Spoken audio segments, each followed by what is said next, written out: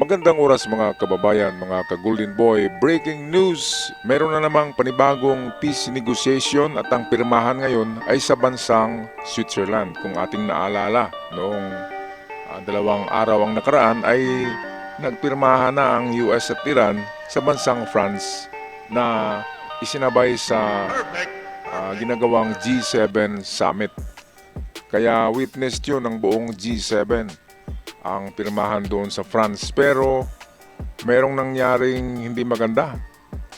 'Di ba? Binomba ng Hezbollah ng Lebanon ang Israel. Merong 5 ballistic missiles na pinalipad at dahil doon gumanti ang Israel ng napakatinding pagbomba ng ikinamatay ng 24 katao doon sa Lebanon.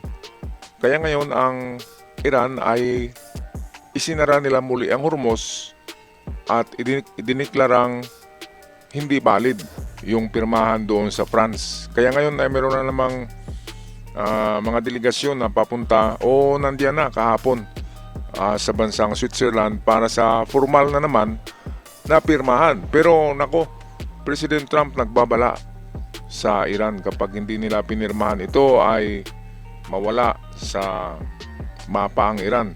At ang Hormuz ay totally controlled na by US. I-invade yan ng US kapag hindi pipirma ang Iran dito. Kaya atin ang pakinggan ang balita courtesy sa atin ng The Billionario Channel. Sa Switzerland na ang delegasyon ng Amerika para sa panibagong peace talks sa pagitan ng US at Iran. Sarado na naman kasi ang Strait of Hormuz dahil sa pag-atake umano ng Israel sa Lebanon.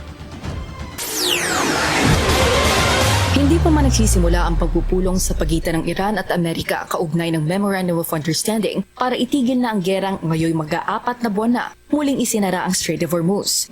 Ayon sa Iranian state media na Islamic Republic News Agency o IRNA, naglabas ng pahayag ang Qatam al-Anbiya Central Headquarters kahapon. Nasarado ang baybayin ng Iran at Oman dahil bigo raw ang Amerika na tuparin ang first clause ng 14-point MOU nila. Ang pag-terminate sa lahat ng military operation at attempt na magsimula ng gera laban sa isa't isa, pati ang pagrespeto sa soberanya ng Lebanon. Ay nako, talagang baliktad ang pag-iisip nitong mga Iranian na itong IRGC. Ang Hezbollah ng Lebanon ang unang nag-atake sa Israel ng 5 ballistics at gumanti lang ang Israel. Ang problema nga lang ay merong namatay sa Lebanon na nasa 24 ka Hezbollah. At yan ang kinagagalit ng Iran. Dito sa kondisyon, sila yung unang umatake, yung proxy ng Iran na Hezbollah sa Lebanon, umatake sa Israel. Kaya anong gagawin ng Israel? 'Di ba? Hindi gumanti. So yun yung nangyari. Dapat doon kasi quits lang yun . Hindi dapat isara kaagad ng Iran. Ang Iran ang unang gumawa ng katarantaduhan at sila ang unang nag-violate o lumabag sa kasunduan na nakasulat doon nang pinirmahan nila ang kasunduan na yun sa France. At marami ang nakawitness na G7 leaders doon. Okay, balik tayo sa balita ng bilyonaryo.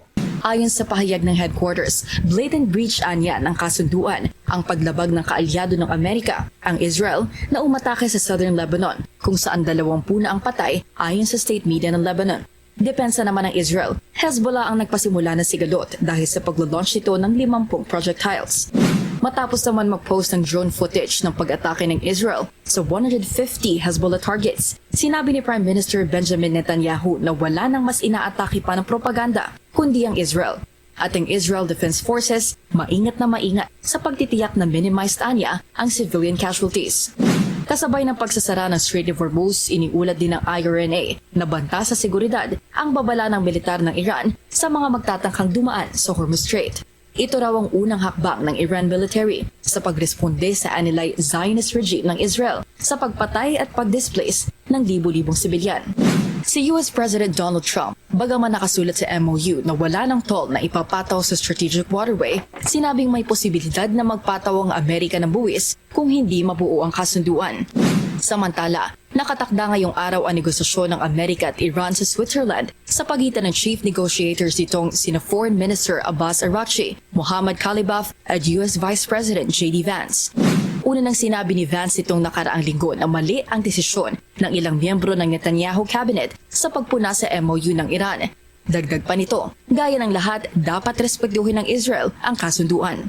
Well, no one could withdraw from another country the right of self-defense. Israel has the right to defend itself, but fundamentally, the Israelis, just like everybody else, have to respect this peace process that is fundamentally good for them and good for the entire region. Okay, so tama naman ang sinabi ni J.D. Vance na dapat ang Israel ay rumispito. Okay, so nandun na nga, rumispito ang Israel sa kasunduan na yan. Sinabi ni Netanyahu yan. Ay sumunod sila sa patakaran. Pero, anong gagawin mo kung babagsakan ka ng 5 ballistic missiles? Di ba galing yun sa Hezbollah? Kaya ang Hezbollah, proxy yan ng Iran, sila ang unang nag-violate ng kasunduan na yun. At bilang ganti, hindi naman mga duwag yung Israel, ay gumanti ang Israel. Ang hindi lang maganda ay matindi talaga, matindi. Kapag gumanti ang Israel ay mayroon talagang matutudas na mga sundalo o mga opisyal ng Hezbollah. Kaya yun ang kinagagalit ng Iran. Ito, taktika lang to ng Iran eh. Alam naman nila na sila yung unang umatake sa Israel. Kaya gumanti lang ang Israel. Alangan naman na hindi gaganti ang Israel. Di ba mga kababayan? Anong gagawin mo? 5 ballistic missiles yun eh. Na-intercept nga lang. Kaya walang casualty sa Israel. At pagganti ng Israel ay tudas kaagad yung 24 ka-Hezbollah fighters sa loob ng Lebanon.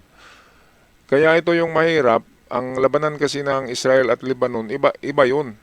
Ang mga sundalo nga lang sa Hezbollah ay mga sundalo yan ng Iran. Yan ang tinatawag na proxy. Kaya kapag may namatay sa Hezbollah ay masakit yan. Sa damdamin ng Iran yan kasi mga sundalo nila yun na nakadestino doon sa Lebanon. Kaya itong peace deal na ito, tapos na sana, di ba? Nagbunyi na ang buong mundo sa pirmahan. Pero marami ang skeptic, marami ang nagsabi na, nako, pakanaalang yan ng Iran. Ito nga, totoo na. Na parang pinapatagal-tagal lang nila hanggang sa bibigay si Trump.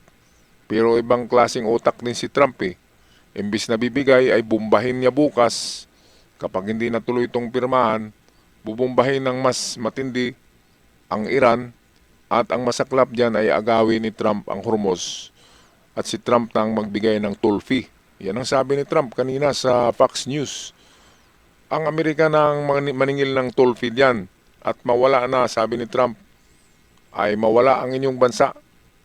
Mawala sa mapa ang inyong bansa at US nang magkolekta ng toll fee dyan sa Strait of Hormuz. Ayun, so buti nga sa Iran, di ba? Yan ang magandang gawin, hindi lang total blockade. Amerika na ang maningil ng toll fee sa Strait of Hormuz at Amerika na rin ang mag-escort nitong mga oil tanker. So wala na. Patay na tong Iran. Walang patunguhan yung walang patutunguhan yung pagmatigas nila. Kasi mas tigas si Trump. Alam naman natin, Amerika mas powerful, mas matigas. At wala talaga silang kalaban-laban. Ang strategy ng Iran ay parang bigay-bawi lang, no? Pera at bayong, yung parang ganun.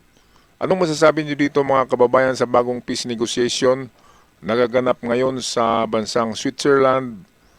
Ganun pa rin na mga negotiator, si Abbas Araghchi at si Mohammed Bagher Ghalibaf. Kaya kung ako dito ay tapusin ko na siguro to kung ako, si Donald Trump, tama yung gagawin niya.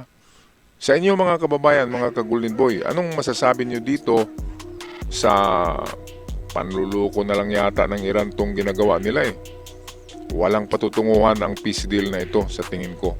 Paulit-ulit, pabalik-balik eh. Parang buni sa balat ng tao. Alright, ako'y maghintay sa inyong mga komento. Ako'y magpaalam na. Maraming salamat sa lahat. At ating ipagdasal na sana ay magkaroon na talaga ng tunay na kapayapaan sa rehiyon na yan. Hanggang sa muli, paalam at ingat.